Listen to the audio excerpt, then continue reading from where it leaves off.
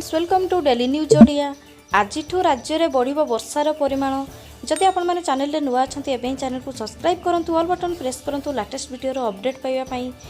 आज राज्य में बढ़ वर्षार परिमाण। तो आसतु जाना संपूर्ण खबर कौन रही आपण मैंने भिडियोटी निहाती शेष पर्यंत देखूँ।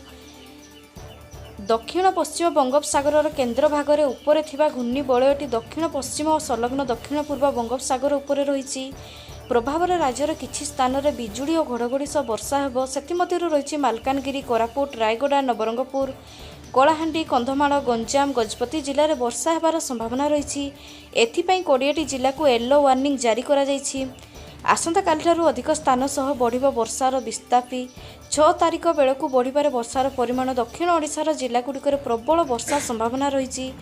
जुलाई मासरे सारा देश में स्वाभाविक वर्षा हो पारे। ओडिशार मध्य जुलाई स्वाभाविक तुलन में अधिक वर्षा रेकर्ड हो पारे।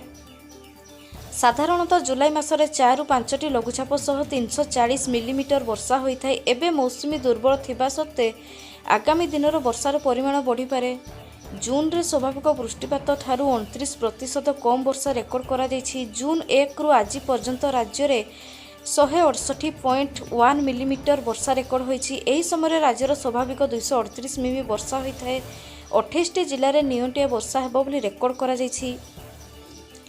जदि आपण मैंने चैनल रे नुआ अछंती एबे जे चैनल को सब्सक्राइब करना तो डेरी कहीं कि एबे चैनल को सब्सक्राइब करंतु। वीडियोटी भलो लागले लाइक करंतु, शेयर करंतु, कमेंट करंतु। पुणी थरे देखा हबो नेक्स्ट वीडियो रे। रहिली थैंक्स फॉर वाचिंग।